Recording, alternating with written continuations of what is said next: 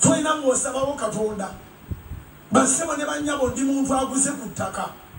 Soogera nga byemba bulira ndabika ndi mu bintu nga sibimanyi. Olunaku lw'otandika okulambula poloti. N'olambula poloti ne zituuka mu 3. Wabayo gy'ovaayo nga ekusindika okukola. Wabayo gy'ovaayo ng'osaba Katonda baleme kuba waagiraba. Waliwo gy'ovaayo ng'osaba Katonda baleme kuddamu kirambuza. Naye ng'obadde tolina na mulimu. Naye n'ovaayo ng'omaliridde okunoonya omulimu. N'ovaayo ng'obuuza mikwano gyo gyonna ewali muti eyo waliwo omulimu. Nga tokyayogera bigambo bya kusaaga ku masimu. Kati ng'oli sirias nga bwe gw'oyogera naye. Oyogera ng'olabika nti wamaliridde okukola olina n'ekyokolerera. Mu nsi muno teri muntu abonaabona nga atamanyi kyakolerera nkya. You must know what you are working for tomorrow. So ogenda okulambula poloti 3 wabaye kukyamula kambawo ekyokulabirako ekyangu. Ne bw'obanga ebyokubasa tobiriiko ebyo by'okufumbirwa ng'ogenda byakutama. Naye bw'ogenda ku mbaga emu bw'omala Saturday 3 nga ogenze ku mbaga 3 ovaayo ng'okkiriza okufumbirwa. Simanyi oba nze feelings zange endala ku zammwe. Abagamba nti feelings ezimu ne bw'oba bakola embaga mubaamu embaga z'ogenda kunooga nti bamukyala tugiddemu. Tuddemu tubeekuke tukole yawa katonotono. Kubanga ate zino ez'ennaku zino zikyamusa. Zino ez'ennaku zino zirimu ebimuli, zirimu biki, zirimu photo what? Photoshoot. Ebyo nalabye mukadde waffe Professor Simeon Kayuwa. Bazzemu ne bakuba ekiragano kya myaka 4. Babafudde bwana buto. Babatereddewo ebyo bya photoshoot zaakako. Emabega waliyo kakrimu kuliko Professor Dr. Syrian Professor bali kuli omukyala bamukubye makeup.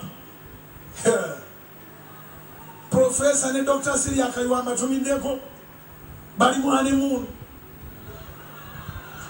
Kubira Mukama engalo ez'amaanyi obanga okitegedde. Naye kyeŋŋamba kati kankize mu bulokole. Ekintu ky'otambuliddemu amafuta gaakyo gawulira nga gakutuuseeko. Kubira Mukama engalo ez'amaanyi oba okiwulidde. Ng'otandika okuteeka ekigere mu kintu amafuta nga gakuwamba. Basaba ne bannyabo mu nsi mulimu ebintu bibiri. Mulimu amafuta ga Katonda n'ekifuta ky'omubi. Bw'otandika okuteeka ebigere byo mu kibi amafuta ekifuta ky'ekibi kikuwamba. Eyo kakati abantu bangi abalwanagana ne addiction. Ng'ali mu njiri wano Katonda ng'amwagala nnyo naye ekibi kimutawaanya. Yalinnyayo ekigere eki ekifuta ne kimukwata. Nsaba Katonda akusumule mu kikoligo ekyo kubanga Katonda ddala akulabye okooye ekintu Katonda omwagala. Nsaba kikupe in the mighty name of Jesus, the Son of the living God. Amafuta weeyigirize okugenda by'oyagala gye biri. Weeyigirize okunoonya amaduuka wadde tonnabafuna capital. Oyagala kukola dduuka, oyagala kukola saluuni, oyagala kukola botiiki. Ky'oyagala ky'oba olina okutambuliramu. Tonoonya birala. Weeyigirize. Weeyigirize okwewa obudde. Weekutuleka ebintu ebikumalako obudde.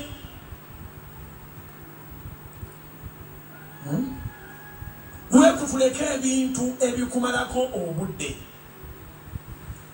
Yesu alina wayogera mu Yokaana nti si mwe mwanonda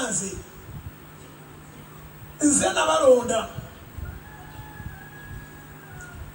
Si mwe mwanonda nze nabalonda.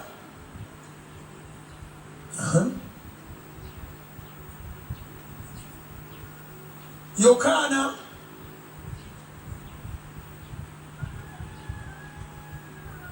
Yokaana essula ey'ekumi n'ettaano.